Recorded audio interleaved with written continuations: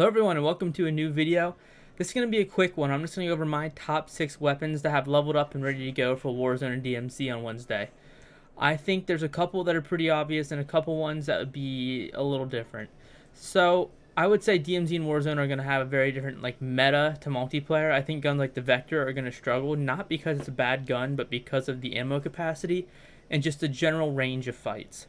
So for my first one, I'll go with my only sub on the list. It's a good sniper support or just backup weapon. The MP5 is versatile and it does a lot of damage, the Lockman sub. But you can still have some use at range. You're not completely limited. The next two are the most obvious two. I think the M4 and the Kostov 7.62 are both very, very solid guns at range and very controllable recoil. The Kostov hits a little harder, but the M4 is a little more all around and a little more easy to control.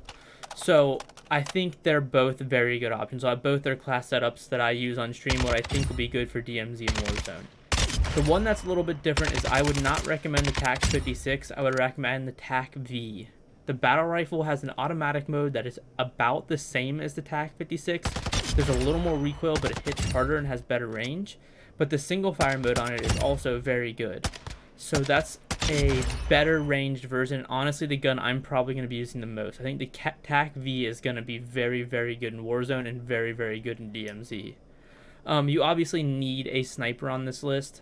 I prefer the Signal 50, just how they've treated 50 cals in Warzone 1. I think that's going to be your most consistent one-shot headshot and your most consistent sniper. It's a little bit slower than the others, but it hits a lot harder, so the Signal 50 is definitely what I'm going to go with. And lastly here, we're going to go with the RPK. I think the LMGs are all going to be very good. The RAL is very tempting.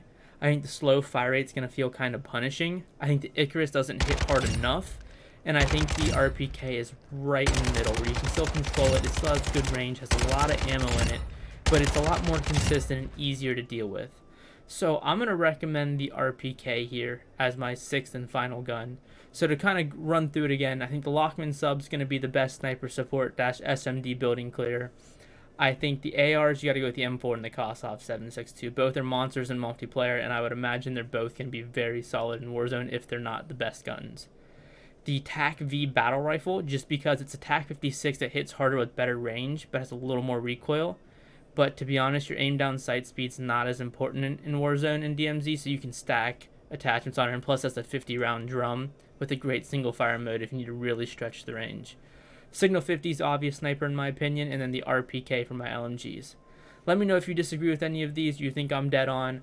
I'm very excited for Warzone, specifically DMZ. I'm not sure how it's going to work bringing our weapons in. There's supposed to be a slot where we can build a weapon and have insurance on it.